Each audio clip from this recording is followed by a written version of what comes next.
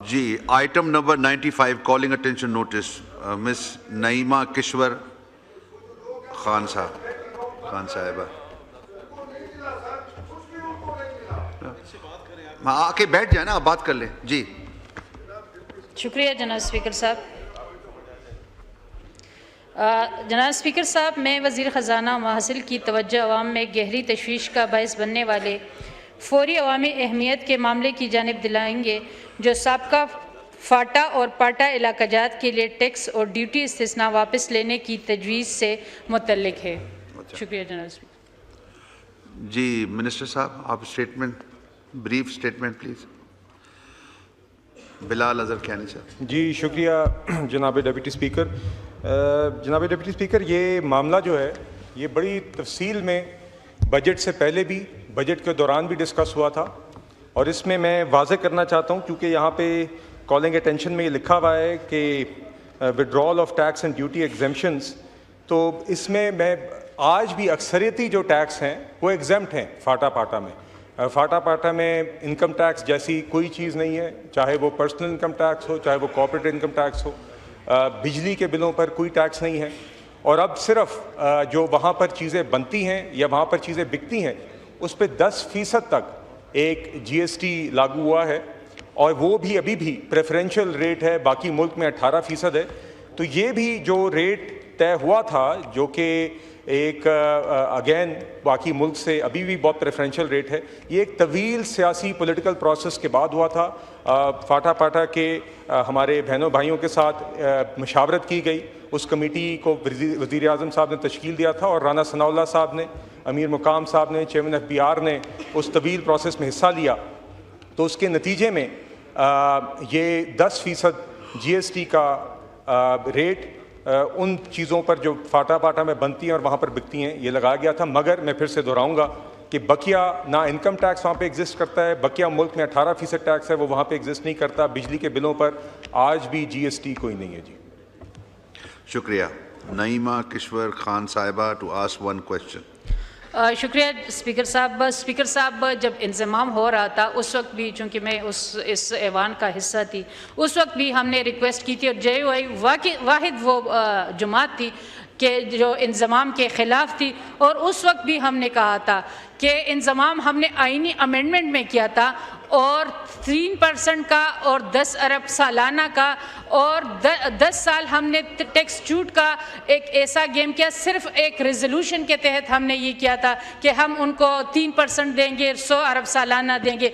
ना हमने 3% NFC दिया इन 10 सालों में, तकरीबन 7-8 साल तो हो गए। ना हम फाटा और फाटा में ख़ासकर, और ना हम उसको जो 100 अरब सालाना है ना हम वो दे सके, और जो 10 साल का हमने उनसे वादा किया था अब हम वो तो इम्प्लीमेंट कर रहे हैं। हमने 10% उस पर टैक्स लगा लिया। जो हमारे फाटा का जो इलाका है, जो सवात के जो एक सवाल करें का ना है, तो उस पर 10% लागू कर दिया है। तो मेरा क्वेश्चन ये है कि हम तो ना अपना वादा पूरा कर सके NFC का, ना हम 100 अरब सालाना का, और 10% उस पर टैक्स लागू कर रहे, तो ये ज्यादती। दूसरा ये है कि वह जंगज़दा इलाका है, आज भी उधर हमारा लोग ADP है, जिस तरह बाजोड़ के इलाके है अब भी जंगज़दा है, तो क्यों इन पे ये जुल्म किया जा रहा है, क्यों उन पे टैक्स लागू किया जा रहा है? जनाब डिप्टी स्पीकर, जैसे कि मैंने आपको अभी बताया कि आज भी वहाँ के किसी शहरी पर इनकम टैक्स लागू नहीं होता, किसी कारोबार पर नहीं होता और बिजली के बिल पर नहीं होता। ये 10% टैक्स का भी फिर पस मंज़र थोड़ा सा ज़रूर पेश करता हूँ। और इसके अंदर जिन लोगों ने इसकी डिमांड की मुल्क में, उसमें सरहद चेंबर भी शामिल थी, उसमें दीगर और चेंबर्स भी शामिल थे। उसकी वजह यह है कि इस एग्जेम्पशन को अब्यूज़ किया जा रहा था। आज भी एग्जेम्पशन एग्जिस्ट करती है, या आप कह लें प्रेफरेंशियल रेट एग्जिस्ट करता है, तो वहाँ पर लोग उस एग्जेम्पशन को अब्यूज़ करके वहाँ पर मुल्क के और दीगर हिस्सों से जो कारोबार थे वो वहाँ पर फैक्ट्रियाँ लगा के उस उधर से चीज़ों को साइकिल करके या पेपर बिजनेस चलाकर वहाँ से चीज़ों को इस्तेमाल कर रहे थे, वहाँ से इसका फ़ायदा उठाकर अब्यूज़ कर रहे थे। तो इस चीज़ को भी मद्देनज़र रखते हुए ये नतीजा निकाला गया। ये सरहद चेंबर और दीगर और मुल्क के लोगों की भी डिमांड थी कि इस अब्यूज़ को रोका जाए, उसके लिए इन्फोर्समेंट का मैकेनिज़्म भी मौजूद है। मगर मैं फिर से दोहराऊँगा जी, इसमें हमने सबका मौक़िफ़ लेके तवील एक सियासी नेगोशिएशन करके फाटा पाटा के बहनों भाइयों के साथ मशावरत तफसील में करके इस टैक्स के ऊपर नतीजा आया था 10% का। और मैं फिर से दोहराऊंगा कि आज भी किसी शहरी के ऊपर इनकम टैक्स नहीं है, किसी कारोबार पे इनकम टैक्स नहीं है, बिजली के बिल पे इनकम टैक्स नहीं है, बल्कि आज भी आप जानते हैं कि बिजली के बिलों तक वहाँ के शहरियों का फाटा में आज भी हुकूमत एक, मेरे ख्याल से जी मेरे पास एग्जैक्ट रकम नहीं है इसलिए मैं एहतियात के साथ एक राउंड फिगर बोलना चाहूँगा, 40-50 अरब के दरमियान कोई फिगर है जो कि एलोकेट किया जाता है वहाँ के बिजली के बिलों के लिए, चूँकि बहुत सारे शहरियों या तकरीबन अक्सरियती शहरियों के आज भी वहाँ पर ज़ाती हैसियत में बिजली के बिल हुकूमत ही अदा करती है। तो यकीनन एक वॉर टॉन एरिया रहा है, एक अफेक्टेड एरिया है, हमारी इज्तिमाई ज़िम्मेदारी है कि उधर हम ख्याल रखें, उधर की रीबिल्डिंग करें, उधर लॉ एंड ऑर्डर कायम करने में अपना किरदार अदा करें, पॉवर्टी एलिविएशन में, वहाँ पे रोज़गार फराम करने में। इसीलिए वहाँ पे आज भी प्रेफरेंशियल ट्रीटमेंट मौजूद है और हुकूमत इसी तरह वहाँ का अपना किरदार उधर की खुशहाली के लिए अदा करती रहेगी। जी शुक्रिया। आलिया कामरान साहिबा टू आस्क वन क्वेश्चन। जी सर, मेरे मोहतरम भाई ने यहाँ पर बताया कि सरहद चैम्बर की तरफ से और मुल्क के दीगर बड़े लोगों की तरफ से सर इस तजारती मामलात को अब्यूज़ किया जा रहा है। तो सर मैं ये सरकार के सर इल्म में ये बात लाना चाहूँगी कि सर वो जो वजूहात थी जिनके ऊपर इसको हमें टैक्स की छूट दी गई थी, तो क्या हमने वो चीज़ें हासिल कर ली हैं? क्या उन मामलात को हमने मीट विद कर लिया सर? वो जो मेयार था जिसके मुताबिक फाटा को जो जिस सूबे में जम किया गया उसके बराबर क्या हम ले आए हैं? तो अगर वो रीज़न मौजूद है तो फिर सर इसका मतलब है कि उसको मीट विट नहीं हो सकी वो मामला जिसकी वजह से उसको छूट दी गई। तो 10% हो या 5% हो, या लोग इसके ऊपर बैठ के सब आपस में मशवरा करके टैक्स का लगाएं कि भी टैक्स लगाना चाहिए, लेकिन क्या सर हमने जिस चीज़ पे छूट दी वो हमारा नतीजा हमें मिल गया? जब हम उसको पा ही नहीं सके तो सर टैक्स की छूट देना बनती है, उन पर टैक्स नहीं लगना चाहिए। जी बिलाल साहब का माइक। जी जनाब डिप्टी स्पीकर, देखिए जब ऑनरेबल मेंबर ने जो बात की है, मैं फिर से, क्योंकि मैं चाहता हूँ बिल्कुल तासुर किसी तरह भी ना जाए कि एग्जेम्पशंस कोई सारी हटा दी गई हैं, लेवल प्लेइंग फील्ड आज भी नहीं है।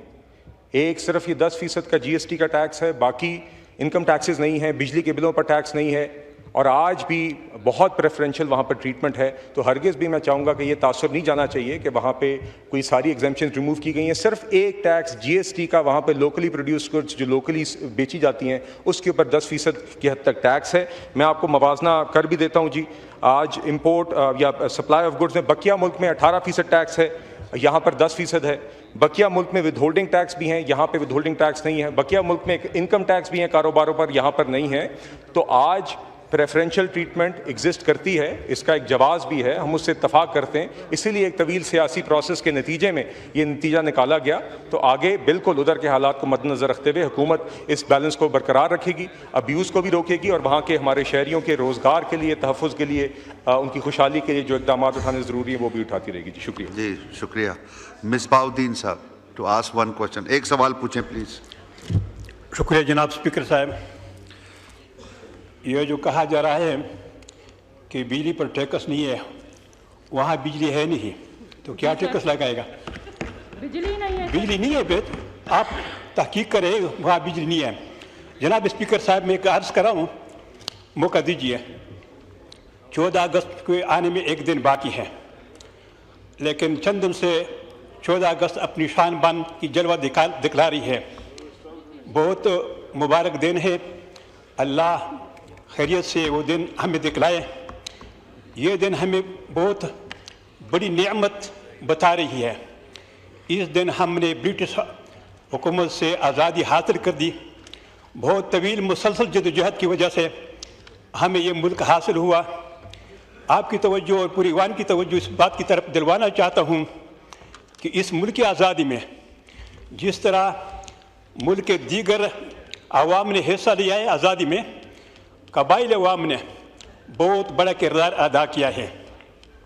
यहाँ सियासी जदोजहद जारी थी और कबाइल अवाम ने फरंगी साम्राज्य के खिलाफ एक सवाल करें, मुसल्लह जिहाद किया था। जी तकरीर नहीं हो सकती। जी सवाल ये है, सवाल करें। सवाल पे आता हूँ। सवाल ये है जी कि हमने बहुत अहम किरदार अदा किया इस मुल्क की आज़ादी में।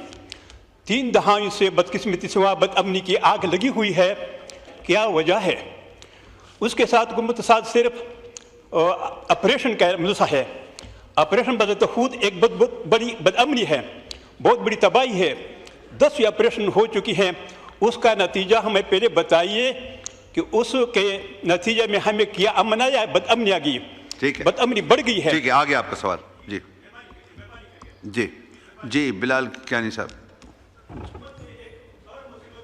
नहीं, सवाल आ गया ना आपका, अब उनको जवाब देने दे।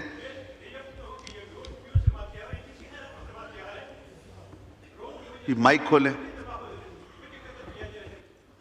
माइक खोले। शुक्रिया जनाब स्पीकर साहब। शुक्रिया जी। बिलाल साहब। जी शुक्रिया जनाब डिप्टी स्पीकर। जनाब डिप्टी स्पीकर, बिल्कुल जी, देखिए कोई शक नहीं कि हमारे फाटा के बहनों भाइयों ने वहाँ पर कुर्बानियाँ दी हैं और वहाँ पर दहशतगर्दी के जो नुकसानात हैं, जो जिस तरीके से वहाँ पर हमारे बहनों भाइयों ने सहा है, वो सबके सामने। और यकीनन इसीलिए हमारी हुकूमत भी, रियासत भी दहशतगर्दी के ख़िलाफ़ एक जंग लड़ती आई है। आपको याद है ज़रब-ए-अज़्ब, रद्दुल फ़साद जैसे ऑपरेशन हुए थे, दहशतगर्दी का ख़ात्मा किया गया था। उसके बाद जो वजूहात बनी दहशतगर्दी की वापसी की, उसकी तफसील में अब मैं यहाँ पे नहीं जाना चाहूँगा, मगर यकीनन एक पॉलिसी में चेंज आया था। आज फिर से हमारी रियासत दहशतगर्दी के ख़िलाफ़ ये जंग लड़ रही है और आप देखते हैं कि रोज़ाना हमारे जवान, हमारी अफवाज कुर्बानियाँ भी देती है, बहादुरी के साथ लड़ती भी है। और देखिए, और इंशाल्लाह ये जंग जारी रहेगी दहशतगर्दी के ख़ात्मे के तक। जहाँ तक मेरे ऑनरेबल मेंबर और कॉलीग ने यहाँ पर बात की, बिल्कुल जी, कबाली इलाके के जो हमारे साथी हैं, जो वहाँ के ट्राइबल लीडर्स हैं, उनके साथ मशावरत के साथ ही ये अमल आगे जारी रहेगा। वज़ीर आज़म पाकिस्तान शहबाज शरीफ साहब ने 2 हफ्ते कबल गालिबन तकरीबन 3-4 घंटों की मुलाकात की सारे ट्राइबल लीडर्स के साथ। ये मशावरत का अमल जारी रहेगा, वहाँ की खुशहाली के लिए भी, वहाँ पे अमन व अमान कायम करने के लिए भी, और उनकी मशावरत और रहनुमाई के साथ इंशाअल्लाह आगे हम हुकूमत और रियासत चलेगी जी। शुक्रिया। शुक्रिया जी।